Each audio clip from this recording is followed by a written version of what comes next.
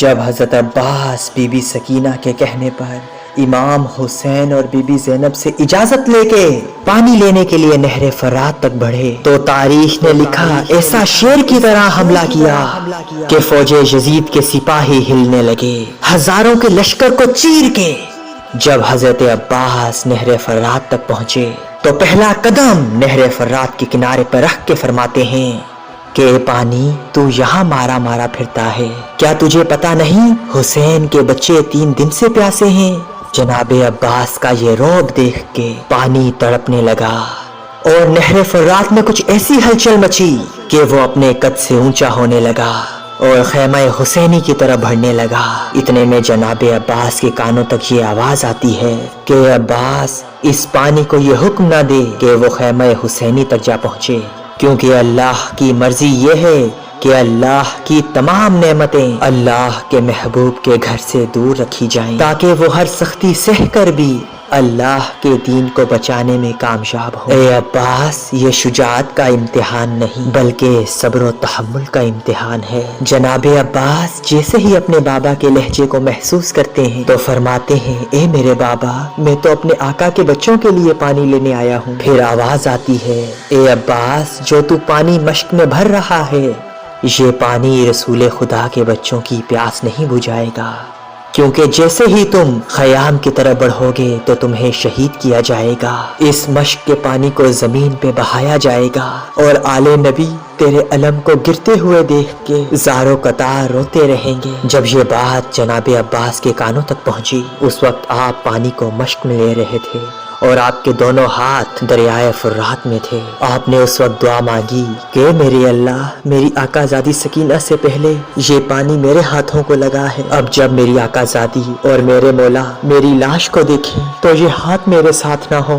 یہ منظر وہ گھوڑا دیکھ رہا تھا جس پہ جناب عباس سواری کر کے نہر پر آئے تھے۔ آپ نے گھوڑے کو دیکھا اور فرمایا، اے میرے گھوڑے، تو بھی 3 دن سے پیاسا ہے، پانی پی لے۔ گھوڑا رو کے کہنے لگا، اے میرے آقا، جیسے ہی آپ دریا پر آئے ہیں آپ نے پانی کی ایک بوند بھی نہیں پی۔ آپ میرے آقا ہیں، آپ سے پہلے میں پانی کیسے پیوں؟ پہلے آپ پانی پیئیں، اس کے بعد میں پانی پیوں گا۔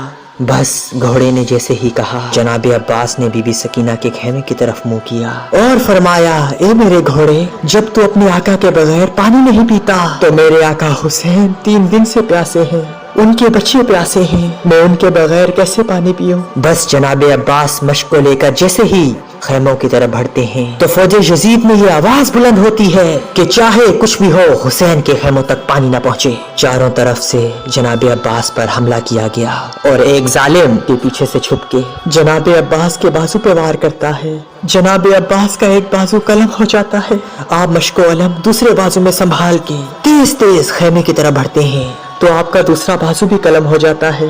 آپ مشک و علم اپنے منہ میں سنبھال کے تیز تیز خیموں کی طرف بڑھ ہی رہے تھے کہ لشکر نے تیروں کی بارش جناب عباس پر کر دی۔ ایک تیر جناب عباس کی آنکھ پہ لگا، کئی تیر جناب عباس کے جسم پہ لگے اور ایک تیر جناب عباس کی مشک پہ لگا۔ مشک کا پانی بہنے لگا۔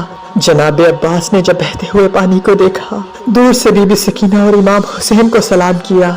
ظالم گور جناب عباس کے سر پہ دے مارتا ہے، آپ گھوڑے کی زین سے زمین پہ آتے ہیں۔